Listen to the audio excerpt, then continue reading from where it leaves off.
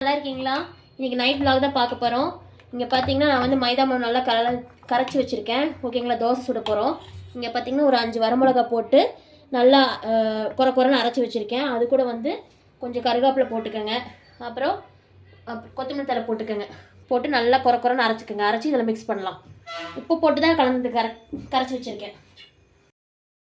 இங்கே பாருங்கள், அரைச்சாச்சு. இப்போ தூக்கி நம்ம இதில் போட்டுக்கலாம். வடச்சட்டி வச்சு எண்ணெய் காஞ்சவனே கடுகு பொரியட்டும். 2 ஜீரகம் போடுங்க. அவ்வளோதான். இப்போது கொஞ்சம் பெருங்காயத்தூள் போட்டுட்டு ஒரு பெரிய வெங்காயம் போடுங்க. அவ்வளோதான். போட்டு ஒரு 2 வணக்கி இதில் கொட்டிடலாம். மாவுக்குள்ளே கொட்டிடலாம். ஓகேங்களா? ஓகே, அவ்வளோதான். போது வணங்கினது மாவில் கொட்டிடுங்க. இந்த பக்கம் தோசைகள் வச்சிடலாம். ஓகே, ஆன் பண்ணி விடுங்க. அவ்வளோதான். கொஞ்சம் அரிசி மாவு இருக்குது. ஓகேவா? அது அந்த பக்கம் கல், மைதா மாவு இந்த பக்கம் கல். ஸோ 2 in 1 செய்கிறோம். 2 in 1 தோசை தான் இப்போ நம்ம வந்து சுடுறோம்.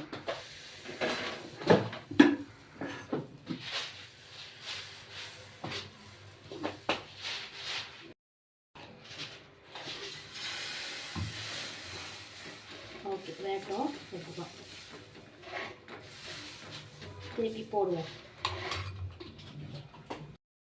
போட்டுடுங்க, அப்போ நல்லாயிருக்கும்.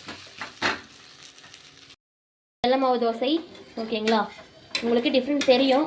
இதையும் திருப்பியே போட்டுக்கலாம், ஒன்றும் ப்ராப்ளம் இல்லை. அடுத்தது ரோஸ்ட் மாதிரி எடுத்துக்கலாம்.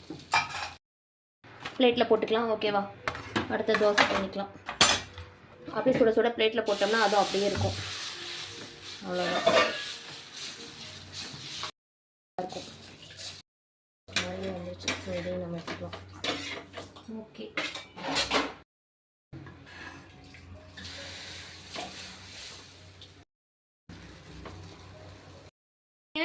சட்னி, தேங்காய் சட்னி தான். ஏற்கனவே நான் சொல்லியிருக்கேன். இந்த கலருக்கு என்னென்னா நிறைய கொத்தமல்லி தலையும் கருவேப்பிலையும் போட்டு தான் அடிப்போம். ஓகேங்களா? அதனால தான் தேங்காய் சட்னி இந்த கலரில் இருக்குது. இங்கே பார்த்தீங்கன்னா பருப்பு சாம்பார். ஓகேங்களா? ஸோ சாப்பிட்றதுக்கு பருப்பு சாம்பார், தேங்காய் சட்னி.